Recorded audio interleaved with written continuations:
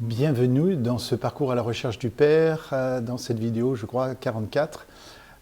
Nous avons vu la dernière fois que le lien vers la perfection, c'est l'amour. L'amour qui fait ce lien entre la perfection qui est déjà là et la perfection à venir.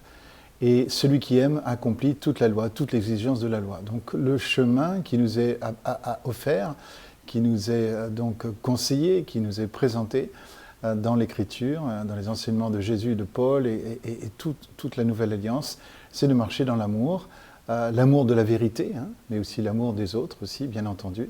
Les deux ne vont pas l'un sans l'autre.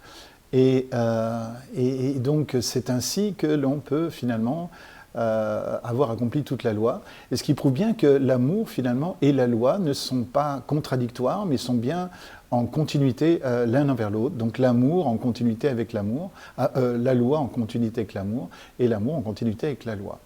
Et donc ce qui doit être opposé, c'est pas la grâce et la loi. Ce qui doit être opposé, c'est la grâce et le légalisme, puisque dès lors, le légalisme devient le moyen par lequel quelqu'un cherche à atteindre la perfection par le moyen de la loi. Or, la loi a été un pédagogue jusqu'à Christ. Christ étant venu, nous sommes sous un nouveau pédagogue qui nous conduit sur un chemin de foi dans l'amour des autres et l'amour de la vérité. Voilà un petit peu rapidement résumé. Bien sûr, ce chemin, cette étude sur l'aîné est conséquente parce que l'aîné est un personnage qui mérite qu'on s'y intéresse, puisque une fois que nous aurons vaincu l'indignité du cadet, la tentation, c'est de nous diriger vers les sommets que l'aîné se propose d'atteindre de lui-même.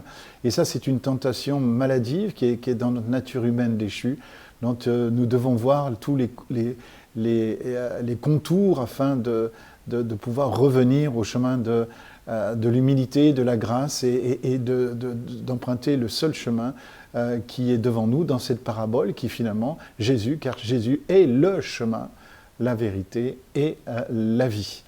Voilà. Et donc dans cette vidéo, je voudrais aussi avancer sur quelque chose de pratique et je voudrais que l'on lise avant quelques passages dans l'Épître aux Galates qui, je le rappelle, s'adresse à des gens qui ont immigré, d'ailleurs peut-être en Gaule, et la Gaule, le mot Gaule pourrait venir de ce mot Galate.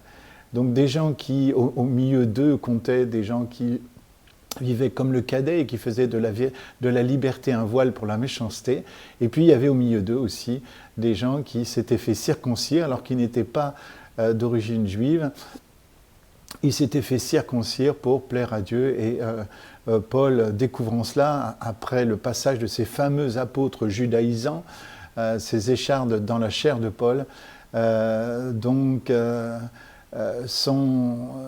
Paul a dû donc rappeler que s'il faut vivre par la loi, à ce moment-là, il faut obéir à toute la loi, et encore, à condition que cela soit possible. Mais on peut se constituer finalement ennemi de la croix en trouvant d'autres moyens que la croix, finalement, pour notre justification. Tout moyen qui se fait au-delà de la croix ou en deçà de la croix sont des moyens donc invalides et qui sont une insulte finalement à la croix, à l'œuvre de Christ et qui peuvent attrister grandement le Saint-Esprit dans nos vies. Et du coup, vivant cet attristement de l'Esprit en nous, comment pourrions-nous vivre dans la joie du Père? Et je rappelle que la joie, c'est cette atmosphère dans laquelle le Père souhaiterait que nous vivions, non pas de manière béate et idiote, mais parce que la joie est une force. C'est la force du peuple de Dieu, et Paul le redira très souvent, soyez toujours joyeux. Donc je voudrais que nous puissions voir un passage dans Galates, versets 21 et 26, et on va les lire l'un après l'autre, parce qu'il y a quelque chose qui réside dans ce passage qui va nous intéresser au plus haut point, vous allez voir, et qui a des conséquences pratiques. Donc dites-moi, vous qui voulez vivre sous le régime de la loi, ne comprenez-vous pas ce que déclare la loi? Donc vivre sous le régime de la loi, depuis la venue de Christ, c'est donc vivre dans le légalisme, clairement. Donc ne comprenez-vous pas ce que déclare la loi? Et encore une fois, je ne ferai jamais d'opposition entre la grâce et la loi. mais plutôt entre la grâce et le légalisme, hein, donc vivre sous le régime de la loi. Verset suivant, il y est écrit qu'Abraham a eu 2 fils, l'un d'une esclave et l'autre d'une femme libre. Alors ça nous intéresse au plus haut point, puisque nous sommes dans un parcours dans lequel nous avons vu dans la 3e partie de la grande parabole de Luc 15 qu'elle commence par ces mots « Un homme avait 2 fils ». Or, je voudrais que nous puissions goûter quelques instants ici en posant un petit peu cette phrase « Un homme avait 2 fils », parce que bien sûr, si nous l'entendons dans un contexte occidental du XXIe siècle, ça n'a pas trop de résonance.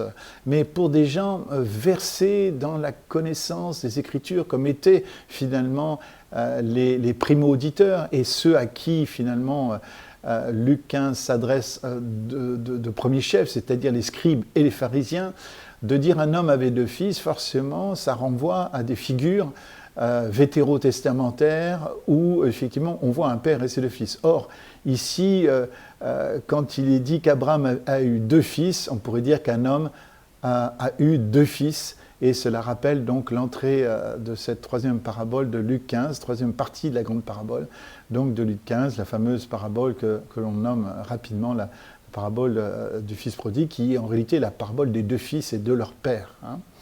Donc effectivement, Abraham a eu 2 fils, l'un s'appelle Ismaël et l'autre Isaac. Ismaël, donc effectivement, est né d'Agar, qui était alors esclave. Hein. Sarah avait proposé, je vous le rappelle, que Abraham puisse aller vers Agar et qu'il la prenne comme épouse de substitution afin de faire advenir humainement, finalement, la promesse divine en s'appuyant sur le code d'Hammurabi. Hein. Effectivement, le code d'Hammurabi qui existait à l'époque d'Abraham, et je rappelle qui préexistait à la Torah, en tout cas à l'écriture du Décalogue, dit ceci dans l'article 146. Hein. Donc, dans le code 146 du code d'Hammurabi, il est spécifié qu'une femme stérile pouvait effectivement donner une servante à son mari pour concevoir des enfants. Et il détaillait aussi les droits de la servante et de la maîtresse dans ce contexte. Donc, voyez-vous, cette idée qu'a eue finalement Sarah n'est pas de n'importe où. Sarah s'est appuyée sur le code d'Hammurabi et c'est ce qui expliquerait pourquoi finalement Abraham a accepté donc ce qui était permis légalement, en tout cas bien encadré à l'époque. Je noterai au passage que le fameux œil pour œil, dent pour dent était déjà dans le code d'Hammurabi et qui avait pour but déjà de limiter l'expansion du mal, puisque si on devait donner un dent pour une dent, c'était pour éviter qu'on donne plus qu'une dent pour une dent, et si on donnait un œil pour un œil, c'était pour éviter qu'on donne plus effectivement un œil pour un œil, parce qu'on sait que dans tout processus de vengeance, il y a une amplification qui est là. Donc la loi du talion, le code du talion, finalement, avait pour but de limiter l'amplification du mal et de la vengeance qui arrivait donc à un cercle vertigineux, un cercle qui n'est pas du tout vertueux. Donc ce code n'avait pas pour but donc d'encourager le mal dans un premier temps, mais surtout de le limiter dans son amplification. Hein. Et donc, si on revient à l'idée donc de ces 2 fils, donc Isaac est né de Sarah, ça sera donc le vrai fils de la promesse quelque part, ce que le Seigneur avait bien promis à Abraham et Sarah lorsque les 3 anges se sont présentés sous les chênes de Mamré. Et Ismaël donc va être le moyen de faire advenir la promesse divine par des moyens humains et en s'appuyant donc sur le code d'Hammurabi. continuons la lecture. Le fils de l'esclave a été conçu de manière purement humaine. C'est ce que nous venons de dire un instant. Alors que le fils de la femme libre a été donné à Abraham en vertu d'une promesse divine. Donc, Ismaël est né charnellement, on va dire, d'Agar esclave et du code d'Hammurabi. C'est ce qu'on a dit précédemment, on le souligne. Alors qu'Isaac est né miraculeusement de Sarah, qui était elle-même stérile et qui représente finalement quelque chose d'important pour nous, parce que si Abraham représente le père de la foi, Sarah représente en fait la stérilité humaine dans son incapacité à fournir quoi que ce soit d'acceptable aux yeux de Dieu, en fait. Et du coup, l'impossibilité humaine, la stérilité humaine, l'âge avancé de Sarah ne peuvent que faire éclater sans aucun doute possible, qu'une maternité puisse être absolument miraculeuse. Donc l'époux légitime et libre d'Abraham va donner naissance à Sarah. Donc Agar représente la possibilité humaine devant le divin qui paraît impossible, et Sarah représente la possibilité humaine devant le divin qui peut seul rendre possible l'impossible. Donc voilà les choses importantes à dire. Maintenant, avant d'aller plus loin, et afin de ne pas entrer dans une opposition absolument dommageable pour Isaac et Ismaël, j'aimerais revenir quand même à certaines choses, et notamment j'aimerais que l'on puisse comparer la vie d'Isaac et la vie d'Ismaël, parce qu'effectivement, dans deux chapitres de la Bible qui se suivent, on va voir donc le chemin d'Isaac et le chemin d'Ismaël finalement mis en parallèle. Or souvent, ce parallèle, nous, lecteurs occidentaux, nous ne le voyons pas, puisque nous sommes finalement plus occupés à voir finalement l'opposition. Pourquoi je fais ça? Parce que je ne voudrais pas, après avoir mis en garde contre l'antisémitisme, qu'un tel cours puisse finalement alimenter un anti-arabisme, finalement, qui est aussi finalement une conséquence de l'antisémitisme, si on veut bien le considérer. Puisque Ismaël étant finalement le père des princes arabes qui vont ensuite peupler cette région du monde, de vouloir absolument opposer Isaac et Ismaël, eh bien, c'est pas très bon du tout. Donc voilà, je voudrais vous présenter un tableau. Le voici donc intégralement. Et sur ce tableau, j'ai fait deux colonnes. Il y aura un deuxième tableau qui suivra celui-là.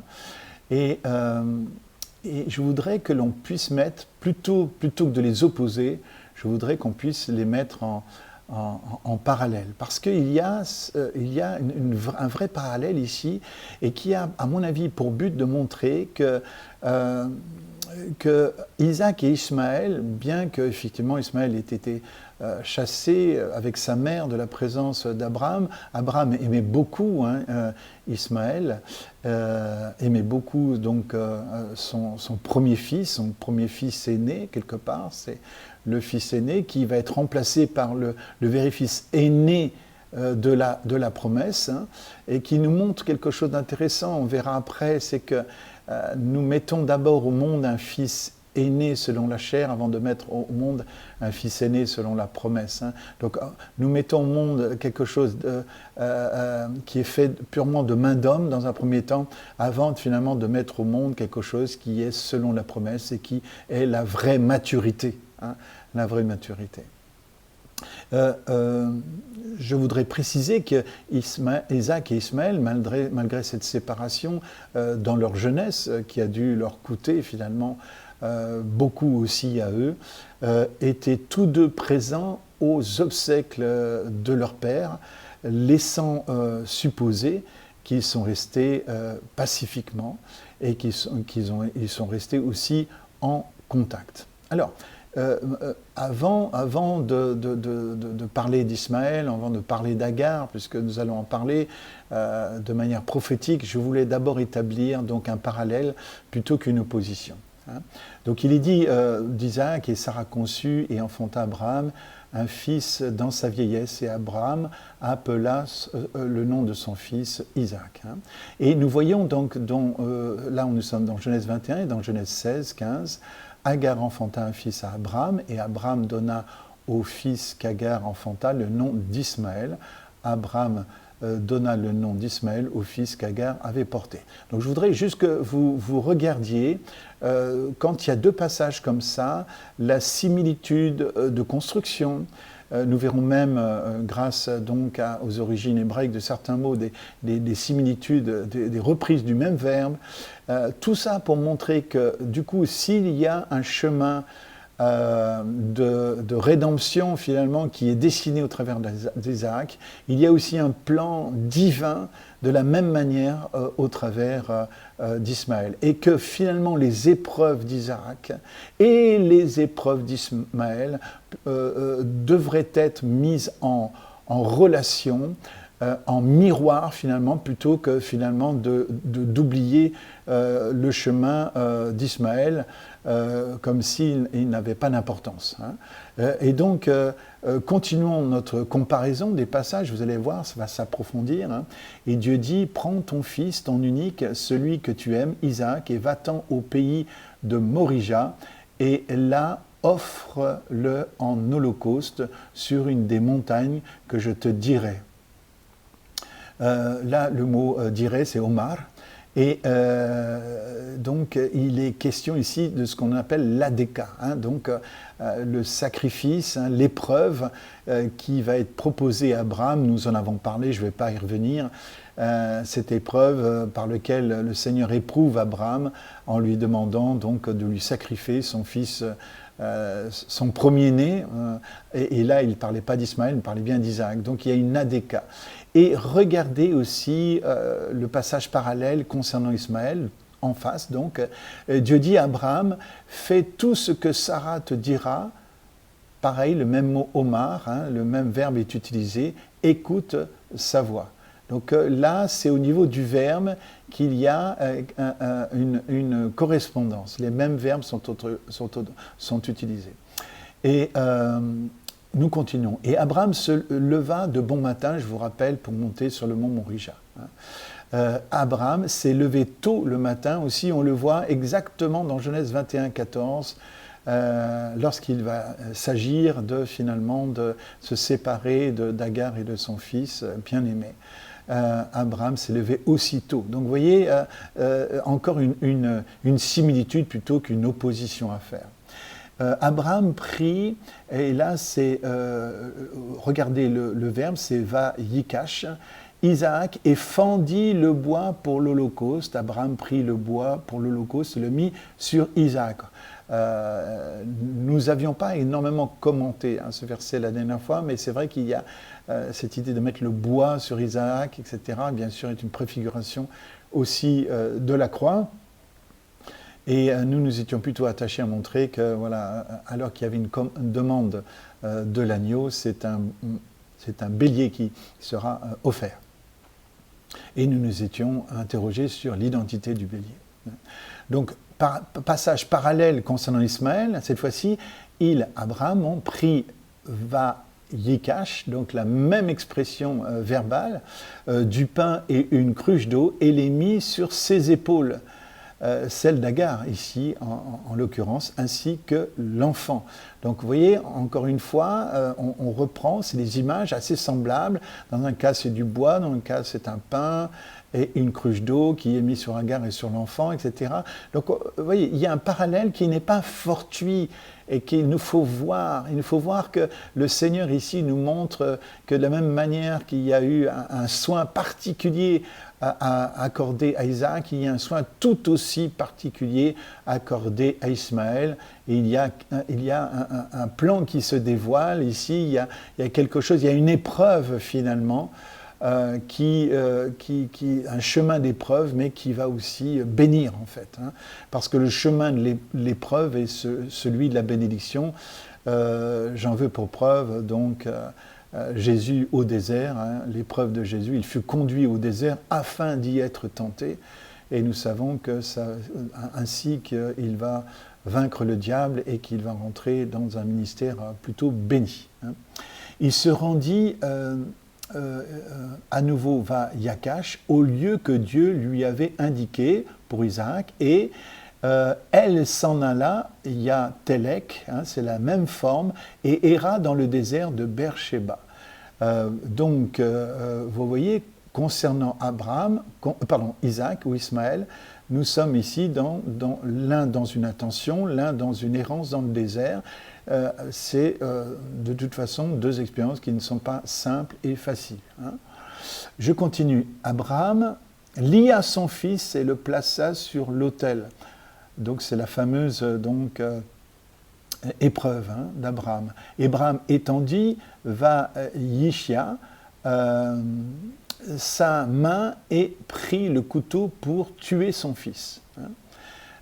Et en face, nous avons elle, donc Agar, a jeté va Tachlesh, l'enfant sous un des buissons. Autrement dit, là, il y a encore un parallèle. Alors que Isaac est lié sur l'autel, nous avons quelque chose qui ressemble aussi dans la dramaturgie, dans l'intensité, dans l'angoisse aussi, quelque part, forcément, d'une mère qui préfère laisser l'enfant sous des buissons, alors que de l'autre côté, il est mis sur l'autel.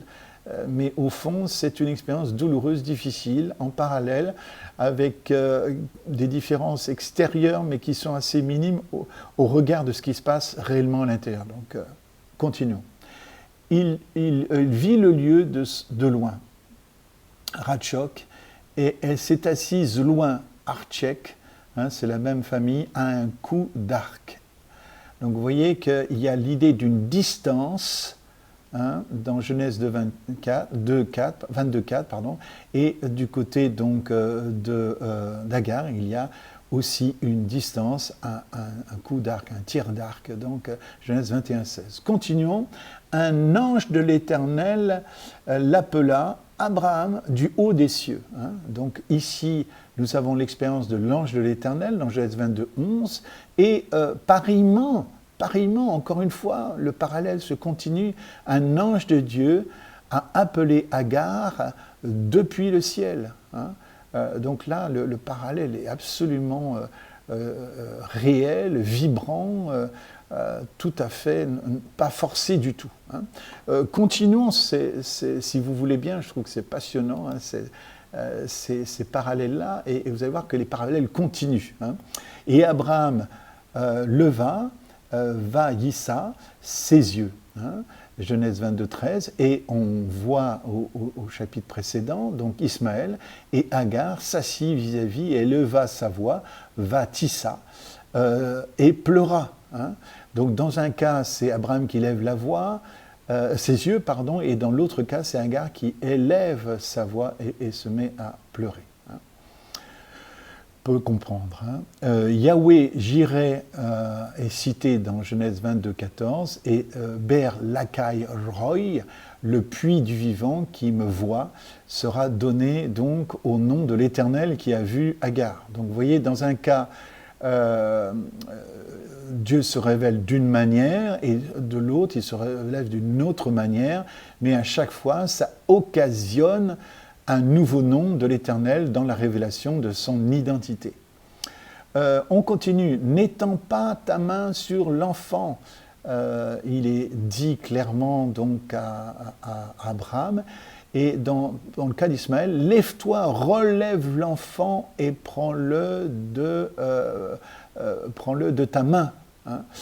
Donc clairement, il y a une question de main, il y a une question d'épargner l'enfant, et pour Abraham et pour Agar, qui finalement à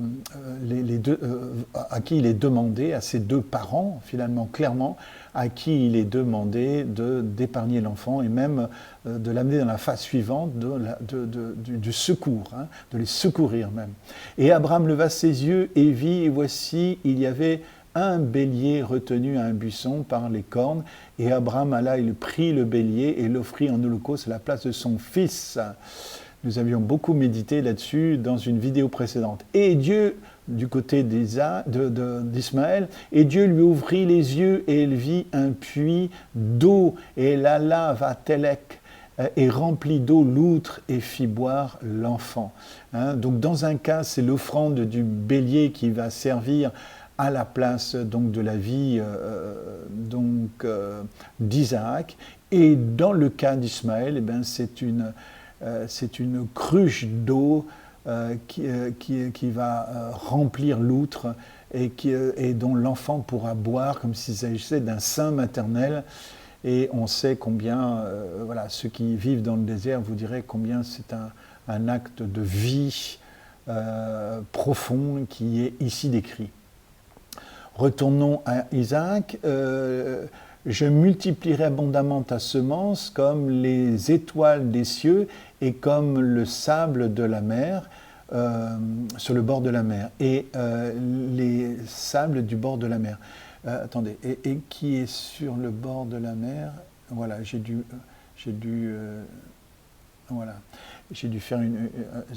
reproduire deux fois la même partie du verset. Et de l'autre côté, je ferai devenir une grande nation. Donc dans les deux cas, que ce soit pour le cas d'Isaac et le cas d'Ismaël, nous sommes ici devant une promesse de devenir donc ta semence comme les étoiles des cieux et le sable de la terre, et dans l'autre comme une grande nation. Donc on voit bien le plan qui se déroule pour que finalement d'un enfant sortent des nations. Eh bien, il faut qu'il passe par une épreuve fondatrice et une rencontre de l'Éternel et qui va les amener sur le chemin de la bénédiction. Hein. Et Abraham donc habita à Beersheba, hein, et Ismaël habita dans le désert de Paran. Donc là aussi, il y a une analogie entre les deux destins à cette étape-là de leur démarche. Hein. Et Isaac expira et mourut et fut recueilli vers ses proches, vers ses peuples, pardon, et lui, Ismaël, expira et mourut et fut recueilli auprès de ses peuples, même expression qui est indiquée là. Donc voilà, l'idée donc que je voulais vous montrer, c'est que généralement, hein, j'ai pris le chapitre 21 de Genèse qui nous parle donc d'Ismaël, et le chapitre 22 de Genèse qui nous parle d'Isaac, avec bien sûr quelques disparités, pour montrer que ces deux histoires, même si quelque part elles ne sont pas absolument identiques, en tout cas dans un regard rapide, si on creuse plus la séquentialité de chaque histoire, il y a des rapprochements à faire plutôt que des oppositions à faire. Ce qui prouve bien que, quelque part, ce rapprochement, cette mise en miroir, a été voulu par le Seigneur pour montrer que le Seigneur a un plan, a une bénédiction pour Agar et Ismaël.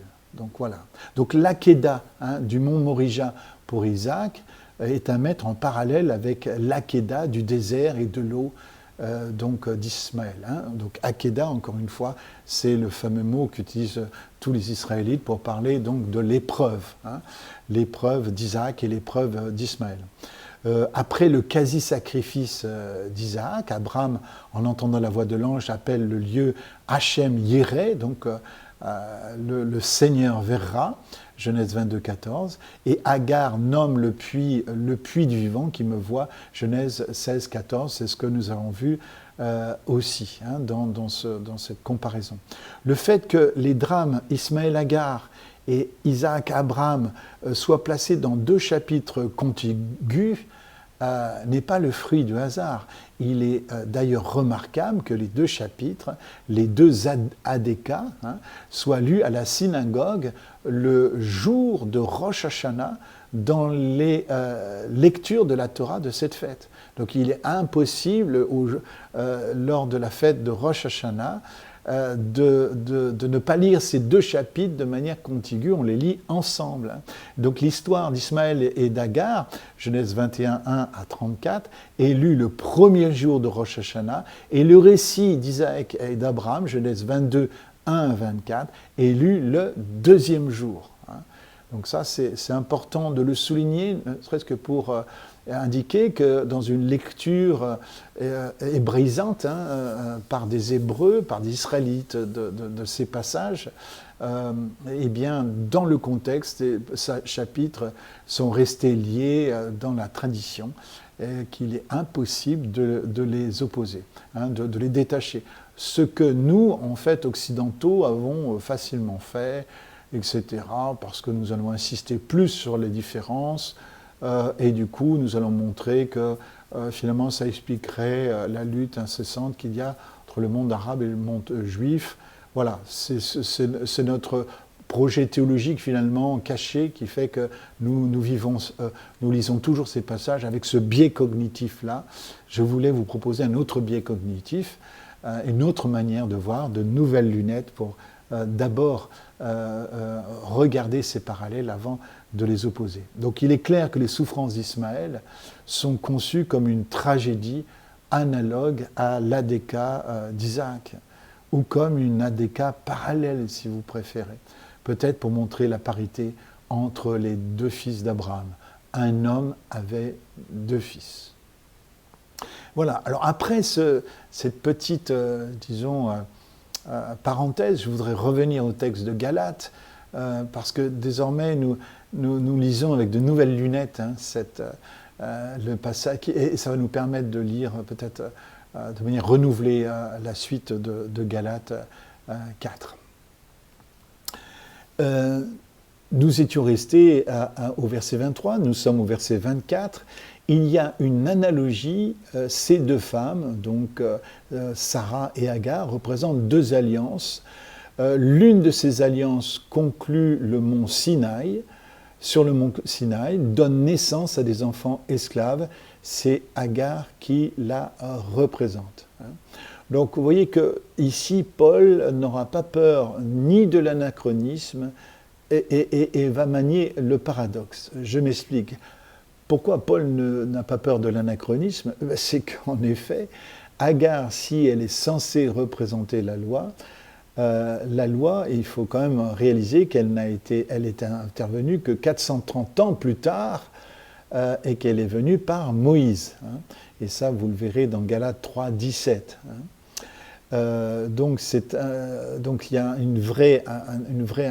vrai anachronisme. Et notons que Abraham va convoquer l'image d'Agar pour nous parler de la loi, alors que la loi va être donnée bien longtemps après, finalement, la naissance d'Agar et d'Ismaël. Hein. Ensuite, il y a un paradoxe aussi, il n'y a pas seulement un anachronisme dans le choix d'Agar pour représenter la loi, il y a aussi un paradoxe parce que la loi a été donnée 50 jours après que les Israélites soient sortis de l'esclavage de l'Égypte. Donc en fait, la question est de savoir comment choisir une loi qui est censée faire sortir le peuple de l'esclavage, donc une loi libératrice par rapport à l'esclavage de l'Égypte, et pourquoi finalement Abraham va l'utiliser pour finalement comme symbole de la loi qui serait donc elle-même captive. Donc la loi est-elle esclave? Alors c'est là où il nous faut du coup pas confondre l'esclavage d'Agar avec ce qu'elle est en son fort intérieur. Ce que je veux dire par là, c'est qu'il ne faut pas confondre le statut extérieur d'Agar avec ce qu'elle est. Si Agar était esclave, ça suppose donc un statut extérieur à la personne d'Agar. Mais son statut d'esclave ne justifie pas complètement son identité. Vous voyez ce que je veux dire? C'est comme chacun d'entre vous, si vous exercez une activité salariée, l'activité salariée vous définit, mais qu'en partie seulement, de manière extérieure. Hein. Mais vous pouvez très bien aussi avoir une vie privée, vous pouvez très bien avoir des passions que votre activité professionnelle qui vous prend beaucoup de temps, à qui vous donnez beaucoup d'énergie, ne sera pas. Hein. Et donc, il y a une vie après le travail, heureusement. Et je pense que pour ce qui est d'Agar, qui devait être d'ailleurs très très bien traité dans la famille d'Abraham, était forcément donc une personne qui ne pouvait pas simplement être définie par le statut social qui était le sien lorsqu'elle a été trouvée. De plus, à tout bien considérer, l'acte fondateur finalement qui va consister à chasser Agar, même s'il est dur, même s'il a coûté énormément à Abraham, parce que ça va être la première ADK, la première épreuve d'Abraham, ça a été de chasser cette femme et le fils qu'elle aimait. Hein, certes était dur, mais tout bien considéré, le fait d'être chassé du sein d'Abraham, quelque part, va affranchir Agar de l'esclavage, hein, tout bien considéré. Donc, ce qui montre bien que le chemin de la liberté, à cette époque-là, était un chemin périlleux, hein, et qu'on pouvait même choisir l'esclavage pour éviter le péril de la liberté. Aujourd'hui, tout le monde clame la liberté, veut la liberté, mais c'est oublier que la liberté possède un prix que tout le monde n'est pas prêt à payer. Croyez-moi, tout le monde n'est pas prêt à payer. Et j'entendais d'ailleurs au Japon des personnes qui souhaitaient se faire arrêter par la police pour pouvoir aller en prison, parce qu'au moins, comme ça, ces personnes allaient être prises en charge. Et du coup, l'apprentissage, parce que j'ai aussi aidé des personnes qui sortaient de prison, tous ceux qui travaillent dans ce domaine-là, dans le domaine carcéral, vous le direz, l'apprentissage de la liberté pour quelqu'un qui a connu la captivité n'est pas simple, ne va pas de soi. Hein. On n'embrasse pas la liberté comme ça, il faut réapprendre et certains arrivent à vivre cette liberté et malheureusement beaucoup échouent aussi.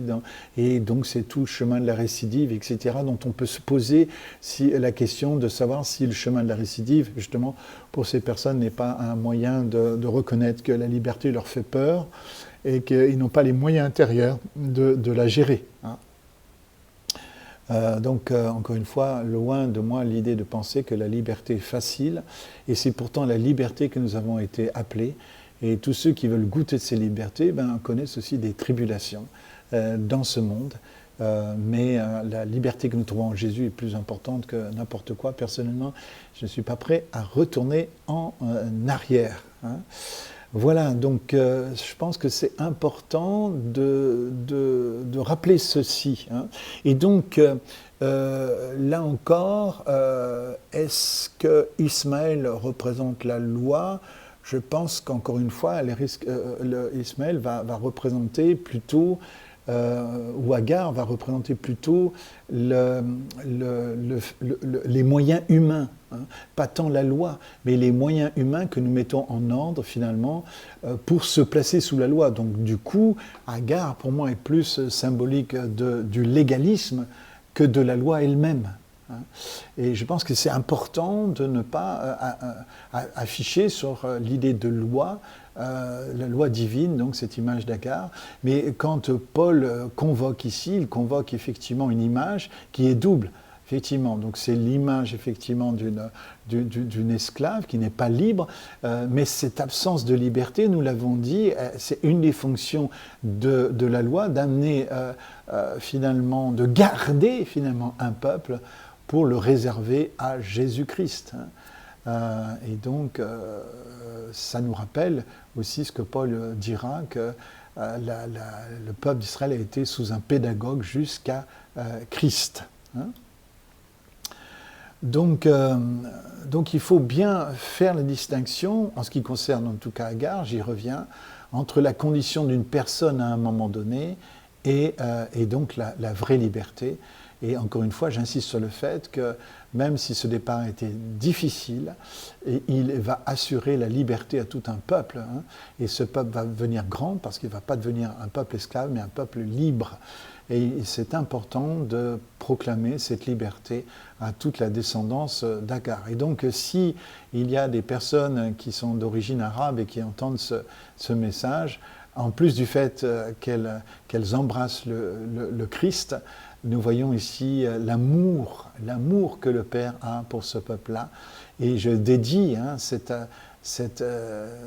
déclaration à tous ceux qui travaillent parmi les Arabes eux-mêmes, et que Dieu bénisse donc la descendance d'Agar au travers d'Ismaël, parce que c'est le cas. Et quand on voit le peuple arabe et le grand peuple qu'il est devenu, on voit que le Seigneur a été fidèle avec ce peuple et il sera fidèle jusqu'au bout. Hein. Donc notre condition humaine est pécheresse, mais notre identité est celle de juste. Hein. Ça nous rappelle finalement quelque chose. Hein. Quand, vous savez, Luther dit « peccatus sed justus », nous sommes des pécheurs, donc nous étions esclaves du péché. Nous sommes quelque part pécheurs, mais nous sommes des justes sauvés par grâce, hein, et justifiés. Hein.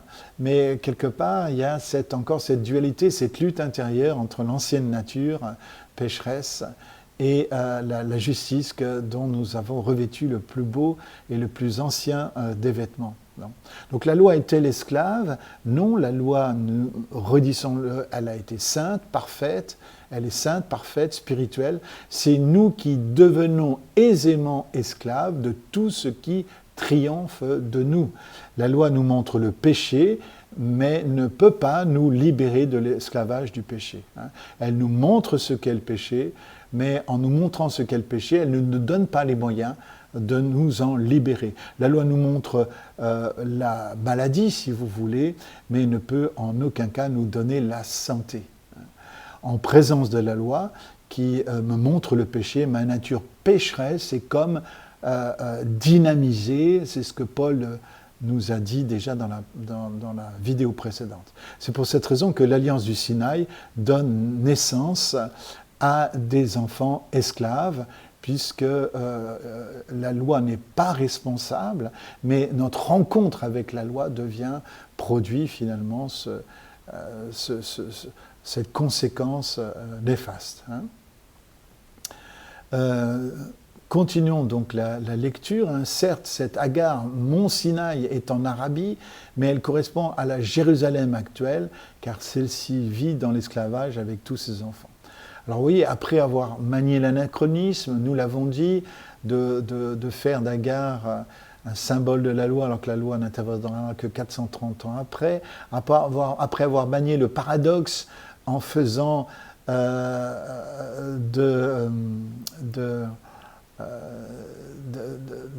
d'Agar, enfin un symbole de la loi qui était elle-même censée être le chemin de libération d'un peuple qui sortait de l'Égypte.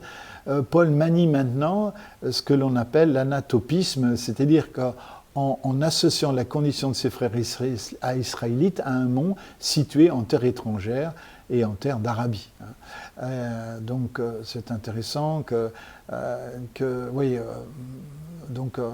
Abraham ne s'embarrasse pas ici d'un problème de géographie, hein, clairement. Donc certes, cette Agar, Mont Sinaï, est en Arabie, mais elle correspond, il le reconnaît, à la Jérusalem actuelle, car celle-ci est dans l'esclavage avec tous ses enfants.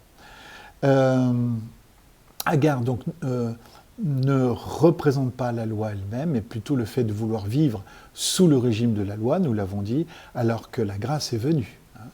Ce que Paul veut nous montrer est que le légalisme est anachronique, paradoxal et anatopique, hein, quelque part.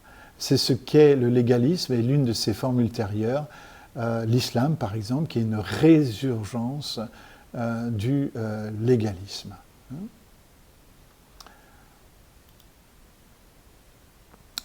Et nous continuons donc, mais la Jérusalem d'en haut est libre, c'est elle qui est notre mère. Hein. Donc, chrétiens, vous avez bien une mère, hein, c'est la Jérusalem d'en haut qui est libre et qui est dans le sein du Père. Hein. C'est donc la nouvelle alliance. Hein. Et cette nouvelle alliance donc, est notre vraie mère. Elle est au cœur du Père, nous l'avons dit depuis quelques vidéos déjà.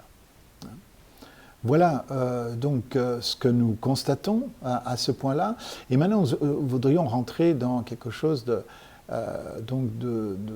très pratique, puisque dans la suite de ces mêmes versets de Galates 4, 21-26, nous avons cette parole ici.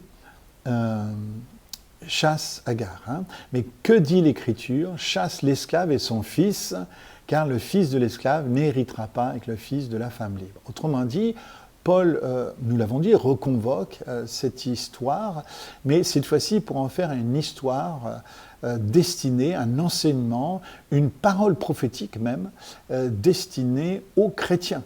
Hein. Avec tous les avertissements que j'ai mis avant. Hein.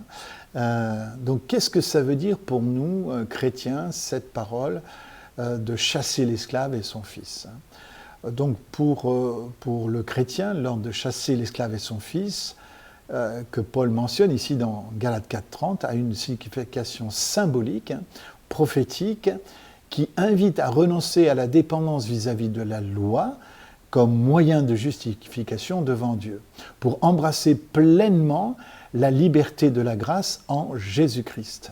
Nous devons chasser cette attitude en nous qui consiste à vouloir se placer sous le régime de la loi de Moïse ou de nos propres lois pour parvenir à cette pseudo-perfection qui ne s'obtient que par des moyens finalement humains. Nous devons chasser le légalisme qui fait de nous des esclaves et embrasser la grâce qui nous affranchit pour la vraie liberté. Hein. Alors, concrètement, ça signifie quoi? Eh bien, nous devons abandonner la recherche de la justification par les œuvres. Hein. L'esclave Agar et son fils Ismaël donc symbolise, nous l'avons dit, la vie sous la loi, où les individus cherchent à être justifiés devant Dieu par leur propre obéissance et par des œuvres humaines. Je vous rappelle qu'au départ, la loi n'était pas destinée à ça, elle était destinée à être un marqueur d'alliance et non pas un moyen par lequel, sauf que confrontée à la proximité de la nature humaine, et du coup, la loi finalement devient par une mauvaise alchimie avec la nature humaine, un moyen de salut. Paul exhorte les chrétiens à chasser cette attitude, à renoncer à la tentation de vouloir être assez bon pour mériter l'amour ou l'approbation de Dieu. En Christ, le chrétien est appelé à vivre dans la liberté de la grâce, sachant que son salut n'est pas mérité, mais donné par la foi. Dieu nous aime d'abord et il nous perfectionne ensuite. C'est son amour qui nous rend parfaits. Dieu ne nous aime pas parce que nous sommes parfaits, encore une fois, mais nous devenons parfaits parce que cette perfection est déjà là, mais nous marchons dans la perfection parce que nous sommes aimés. Hein. Dieu n'attend rien de nous, mais il espère tout de nous dans cette dynamique-là, encore une fois. Deuxième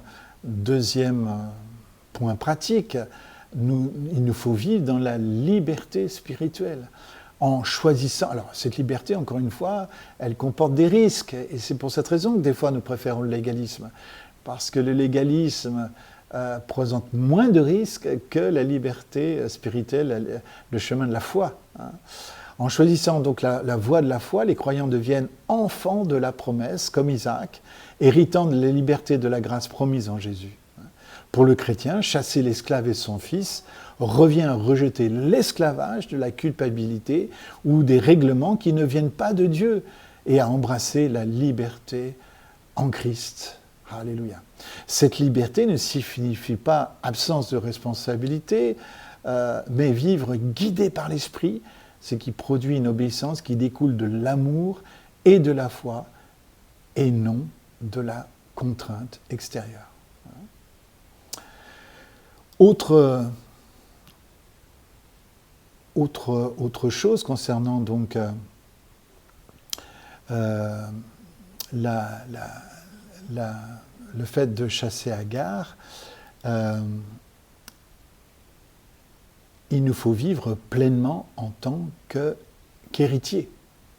Paul souligne que les croyants en Christ sont co-héritiers avec lui. Chasser l'esclave signifie vivre avec l'assurance d'être fils et filles de Dieu, non pas esclaves. Et d'ailleurs, cette idée d'héritage est présente dans Luc 15. Nous y reviendrons dans la 3e saison. Nous en parlerons bien sûr à la fin de cette saison-là, mais clairement, cette notion d'héritage est la toile de fond de la 3e partie de la grande parabole de Luc 15.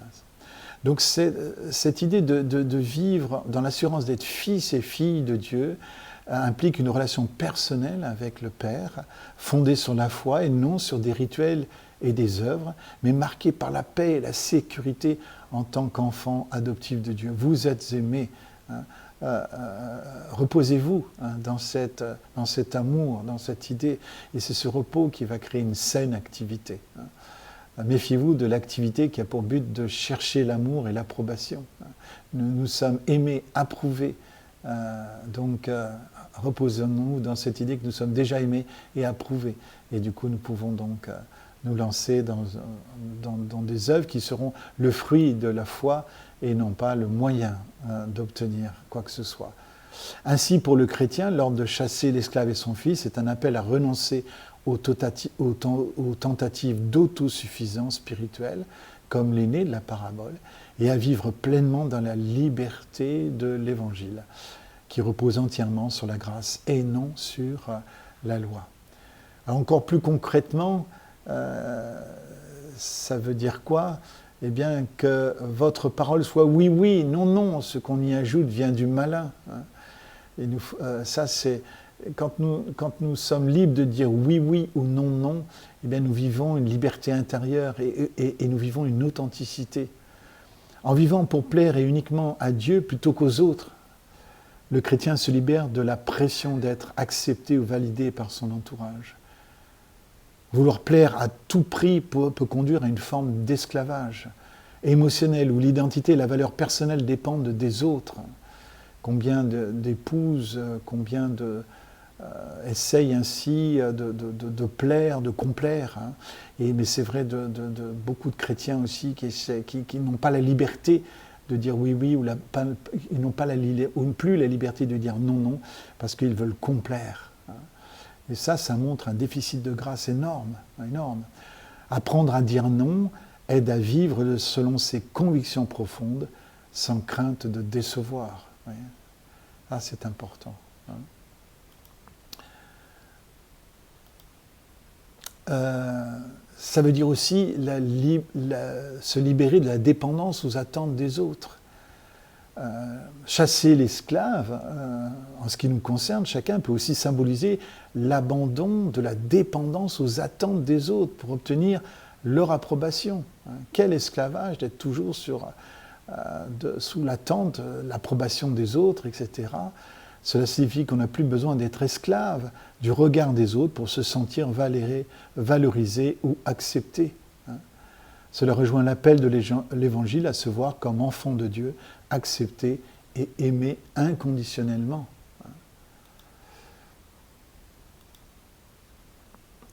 Pouvoir dire oui, oui ou non, non, c'est pouvoir dire non avec bienveillance et courage. En embrassant pleinement la liberté en Christ, le chrétien gagne en assurance pour dire non quand quelque chose va à l'encontre de sa foi, de ses valeurs ou de ses limites personnelles. Cette capacité à poser des limites protège de l'épuisement et des compromis qui aliènent.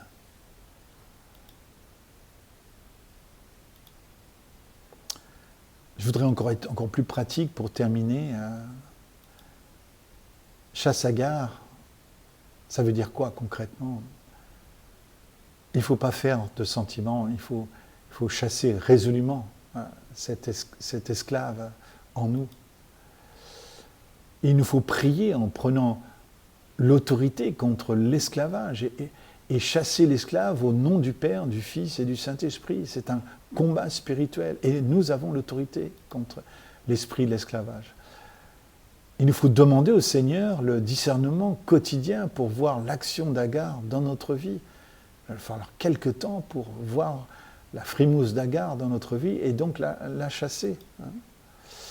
Embrasser sans compromis la liberté de l'esprit. Je vous l'ai dit, il est bien plus souvent plus confortable d'être esclave de quelque chose plutôt que d'être libre. La liberté est un chemin exigeant, difficile, mais s'il vous plaît, de grâce, choisissez le chemin de la liberté dans l'esprit. Ne vous laissez pas mettre sous des jougs,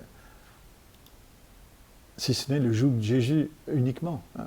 Mais le joug de Jésus est celui qui brise tous les autres jougs, est à l'exception de tous les autres. On ne peut pas porter un côté le joug de Jésus et le joug des hommes.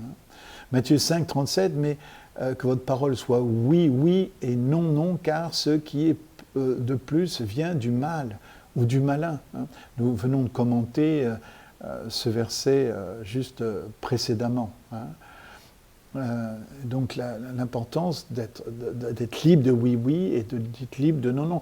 Quand une question vous appelle à répondre à oui et non, d'ailleurs, première chose que je voudrais vous amener à considérer, est-ce que vous êtes obligé de répondre à toutes les questions?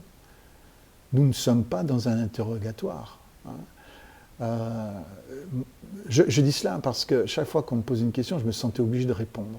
Aujourd'hui, je choisis de répondre aux questions qu'on me pose. S'il y a des questions qui me semblent orientées, je choisis de ne pas y répondre, je suis désolé. Si on me pose des questions qui ont pour but de se promener sur la circonférence du discours, franchement, ça ne m'intéresse pas. Le bavardage ne m'intéresse pas. Mais si on cherche une question, si on cherche la vérité, si on me bombarde de questions, parce qu'en face de moi, il y a des gens qui sont assoiffés, qui ont faim et soif de la parole, waouh, alors là, vous verrez toujours la bouche ouverte, parce que la bouche parle de l'abondance du cœur. Mais si une question vous intime de répondre oui ou non, assurez-vous que si vous répondez oui, vous êtes vraiment libre. Et que si vous répondez non, vous êtes vraiment libre aussi. Mais ne répondez pas un oui pour un non et un non pour un oui. Et n'allez pas jusqu'à essayer de justifier vos oui en essayant de demander à votre cerveau des raisons. Je vous l'ai dit dans une précédente vidéo, souvent lorsque nous prenons une position intime, une décision intime, nous demandons à notre cerveau de nous fournir des raisons multiples. En général, quand on a raison sur un point, quand on sait ce que l'on croit et pourquoi, une seule raison suffit. Par contre, c'est suspect quand les gens multiplient les raisons. C'est qu'en fait, leur oui n'est pas vraiment un non, et que leur non est un non en vérité, et que leur non est en réalité un oui, à cause de la multiplicité des raisons qu'ils donnent. Parce qu'encore une fois, quand nous sommes dans l'ordre de la véracité et de l'authenticité, une seule raison suffit. Réfléchissez à ça. Et puis, continuons. Ça veut dire arrêter de vouloir plaire à tout le monde. Nous ne pourrons pas plaire à tout le monde. Si vous êtes en train d'essayer de plaire à tout le monde, vous êtes dans un esclavage, clairement. Agar est niché en vous. La popularité aussi est un piège. Vouloir être tout pour tous, pour tout le monde, on n'est rien pour personne. Excusez-moi, je vois des erreurs d'orthographe ici. Donc vouloir être tout pour tout le monde, TOUT, le monde, on n'est rien, N apostrophe, on n'est rien pour personne. Ça, c'est le gros piège de la popularité, c'est de vouloir être tout pour tout le monde, et en réalité, nous ne laisserons jamais vraiment un héritage profond dans la vie des gens. Il vaut mieux être tout pour quelques personnes et entretenir cette relation que vouloir être tout pour tout le monde, parce que ça va pas durer très longtemps. Nous serons comme un feu d'artifice, etc. C'est pour cette raison que Jésus s'est donné à une douzaine de personnes demandez au Seigneur qu'il vous montre qui sont vos disciples, qui sont vos fils et vos filles spirituels et consacrer le temps à condition que nous soyons vraiment dans une dualité de relation, que ce ne soit pas juste une relation un simple unilatéral, où quelqu'un aime et l'autre se laisse aimer. Dire la vérité avec douceur, mais en vérité. Mais dire la vérité sachant que les gens qui n'aiment pas qu'on leur mente, mais respectent ceux qui vivent sans compromission avec leurs valeurs. Et donc c'est l'idée que c'est important de dire la vérité, mais toujours avec douceur, dans l'amour, mais dire la vérité, quoi. Attention au péché d'irénisme, dont je rappelle quelle est la nature de ce péché. C'est ce péché qui consiste à cacher la vérité, finalement pour vivre dans la paix. Mais là, cette paix n'est pas une vraie paix. Toutes les unités qui consistent à vouloir cacher la vérité sont des vérités politiques, extérieures, qui finalement n'ont pas de véritable profondeur, puisque chacun en privé reste sur ses positions de division profonde, quoi. Donc voilà, attention au péché d'irénisme qui consiste à cacher la vérité ou adopter un point de vue avec lequel on n'est pas en accord pour juste avoir la paix. Ça montre clairement que Agar est dans nos vies et qu'il faut chasser Agar encore une fois.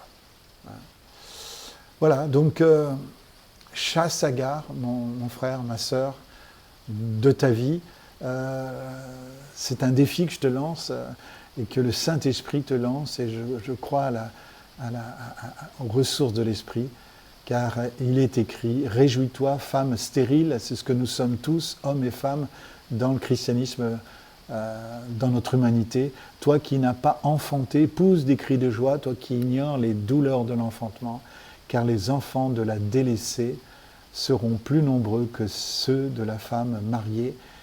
Je pense que c'est une promesse à la fois pour les enfants d'Isaac, mais aussi pour la descendance d'Ismaël.